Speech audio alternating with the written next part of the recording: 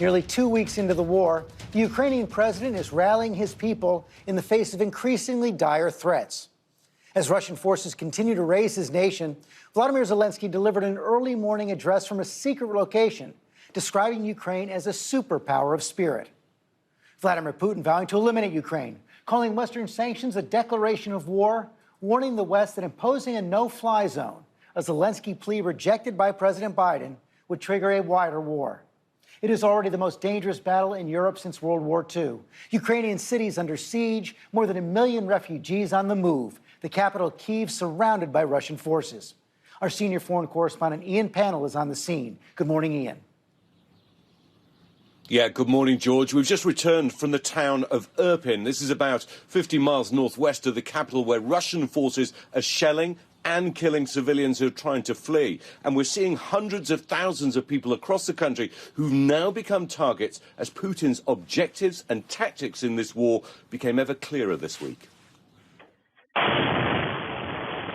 This was the week when it became clear that Putin's war would be longer, harder and more costly than the Kremlin may have ever imagined. What had been unthinkable 10 days ago is now happening daily, as seen in videos posted to social media by people throughout the country. Russia is pounding cities across Ukraine as its forces slowly occupy ever more territory. With the fall of Kherson in the south, 5 major cities are now being gradually encircled. And the Russians switching tactics. If the first phase was largely military targets, this week saw shelling of civilian sites, including residential buildings, using heavy artillery and missile strikes indiscriminately. Homes levelled, government buildings shelled, oil depots hit, a TV tower struck, and schools razed to the ground. Even Europe's largest nuclear power plant being caught in the battle. And in much of the country, the wail of air raid sirens has become ubiquitous, as many Ukrainians eke out a subterranean existence. These air raids are going off around the city every half an hour or so. We're just heading down into a metro station where a lot of residents are now living and spending the night. Russia's thought to have hoped that its shock and awe attack in the first days of the invasion would lead to a quick capitulation. The opposite has happened. Putin's forces have met ferocious Ukrainian resistance, inflicting painful casualties on the Russians, who now admit to a rising number of war dead. Columns of Russian armour have been destroyed. Others simply abandoned, short of fuel and supplies. And in a sign of the slow pace of their advance, a huge Russian convoy that was bearing down on Kyiv last Sunday has barely moved since.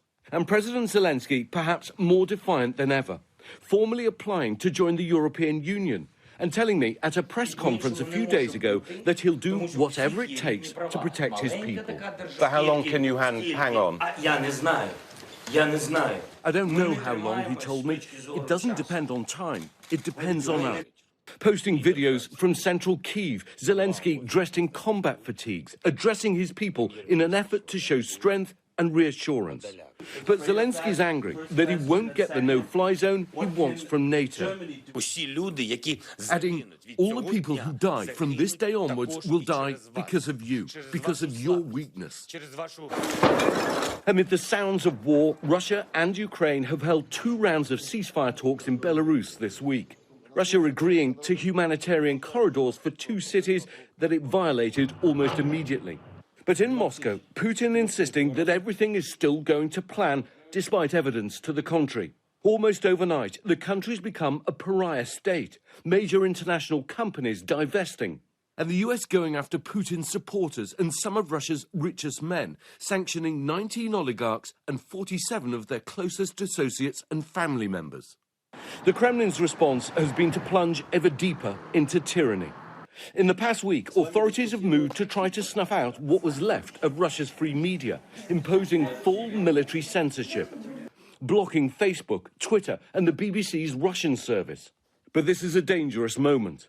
Without a face-saving off-ramp, Putin may not be able to turn back, and anything less than victory in Ukraine could threaten his own position. And with more people on the move and Russian tanks advancing, this crisis, this war, looks almost guaranteed to get even worse. George, I've seen this playbook firsthand in Syria, in the city of Aleppo, where Putin's forces unleashed this mass bombardment of civilian areas to drive out the population before land forces then move in to try and seize control. I think the biggest difference here, though, is the size and strength of the resistance. President Zelensky speaking again just over an hour ago, again asking for a no-fly zone, and if that can't be provided, asking for fighter jets. It still feels, though, like we're in the very early stages of this war. George? It is brutal, and we're going to bring those questions to the UN ambassador in just a moment. But right now, let's bring in our military analyst, retired Colonel Stephen Gannon. Picking up on what Ian just said there, Steve, this is not the war Putin bargained for.